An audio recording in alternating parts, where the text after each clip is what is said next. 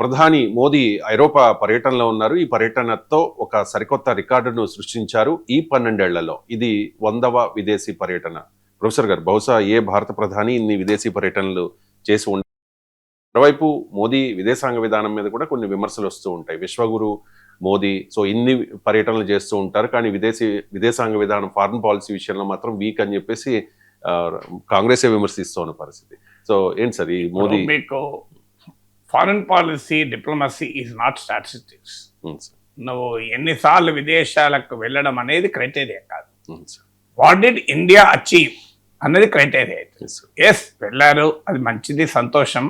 చాలాసార్లు మోడీ ఫారెన్ టూర్ల పైన విమర్శలు వచ్చినప్పుడల్లా నేను ఖండించాను, గుర్తుండే ఉంటుంది. అనేక సార్లు చెప్పారు, దేశ ప్రధాని కాకపోతే ఎవరు పోతారయ్యా, నువ్వు నేను పోతామా? దేశ ప్రధాని ఫారెన్ టూర్కి వెళ్తే అది ఖర్చని, అది అవసరమా అని అనడం కరెక్ట్ కాదు. సో అందువల్ల ప్రపంచ దేశాలకు పర్యటిస్తే మన ప్రధాని భారతదేశానికే ప్రయోజనం కదా, దానికి ఏం అభ్యంతరం లేదు. 100 సార్లు కాదు, 200 సార్లు ప్రయాణం చేసినా మనం సంతోషించాలి, దానికి లాట్ అభ్యంతరం. కానీ వాట్ ఈస్ ద రిజల్ట్? 2014లో ప్రైమ్ మినిస్టర్ ప్రమాణ స్వీకారానికి సౌత్ ఏషియన్ లీడర్స్ అందరినీ తీసుకొచ్చారు, including Pakistan prime minister Nawaz Sharif కూడా వచ్చాడు. మీకు గుర్తుండే ఉంటుంది. దానికి నైబర్హుడ్ డిప్లొమసీ అని పేరు. అందరము మెచ్చుకున్నా, నేను కూడా మెచ్చుకున్నాను. ఏం జరిగింది ఇవాళ 2026లో? Pakistan SAARC, South Asian Association Regional Cooperation మూతపడింది. నేపాల్లో భారత్ వ్యతిరేక భావాలు పెరిగాయి. మాల్దీవ్లో ఎగ్జిట్ ఇండియా అనే మూమెంటే నడిచింది. శ్రీలంకలో చైనా ఇన్ఫ్లుయెన్స్ పెరుగుతోంది. సో నైబర్హుడ్ డిప్లొమసీ ఎక్కడ పోయింది? ఒకప్పుడు సార్క్ అనే రెగ్యులర్గా మీటింగ్ ఇప్పుడు సార్క్ లేదు. సో నైబర్హుడ్ డిప్లొమసీ ఇది క్లియర్ ఫెయిల్యూర్ కదా. 2000 దీనికి మోడీ కారణమా, ఇతరుల కారణమా, అది చాలా చర్చించుకోవచ్చు. But fact remains that there is no neighbourhood diplomacy. ఆఖరికి ఇటీవల ఆపరేషన్ సింధూర్ తర్వాత మన పార్లమెంటరీ డెలిగేషన్లు దేశమంతా పర్యటించాయి. విచిత్రం ఏంటంటే పక్కనున్న దేశాలకు వెళ్ళలేదు. అమెరికాకు వెళ్ళారు, యూరోప్కి వెళ్ళారు, కానీ శ్రీలంక వెళ్ళలేవరు, మాల్దీవ్స్ వెళ్ళలే, భూటాన్ వెళ్ళలే, ఎవరు నేపాల్ వెళ్ళలే. అంటే నైబర్హుడ్ డిప్లొమసీ లేదు అని క్లియర్. 2, ఇండో పసిఫిక్, కాస్త ఇంకా పైకి వెళ్దాం. ఇండో పసిఫిక్ ప్రాంతం, దీని గతంలో ఏషియా పసిఫిక్ అన్నారు, మనకేదో గౌరవం ఇస్తే ఇండియా పసిఫిక్ అన్నారు. చైనాను ఈ ప్రాంతంలో కట్టడి చేసేందుకు మనం అమెరికాతో కలిసాం. America, Japan, Australia, India. ఇవాళ క్వాడ్ ఉందా? క్వాడ్ అసలు సమావేశాలు జరుగుతున్నాయా? అమెరికానే క్వాడ్ పక్కకు పెట్టేసింది. ఆపరేషన్ సింధూర్ పైన కనీసం ఖండించడానికి కూడా క్వాడ్ ముందుకు రాలే. So where is quad now? Quad is almost dead. మరి 2వది. 3వది, ఇండియా ఇంకాస్త పైకి వెళ్దాం. మనం ఇండియా చైనా రిలేషన్స్ దెబ్బతిన్నాయి, మనందరికీ తెలుసు. దాని మీద మనం చాలాసార్లు మాట్లాడుకున్నాం. 4వది, మీకు ఇండియా తాలిబాన్ల మధ్య సంబంధాలు అయితే పెరిగాయి. అంతవరకు మోడీని అప్రిషియేట్ చేయాలి. Coat appreciate. తాలిబాన్తో, భయంకరమైన ఇస్లామిక్ మతోన్మాదులైన తాలిబాన్లతో భారత్ సంబంధాలు చాలా అయిపోయాయి.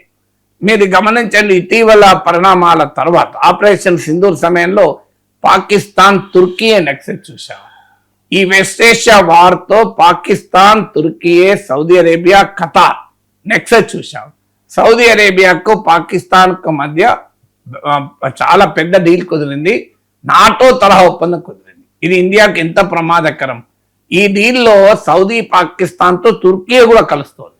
ఇది పాకిస్తాన్ బలోపేతం చేయదా? Saudi money, Turkey military power, Pakistan Islamic over terms కలిస్తే ఇది ఇప్పుడు ఇస్లామిక్ అరబ్ నాటో ఏర్పాటు దిశగా ప్రయత్నాలు జరుగుతున్నాయి.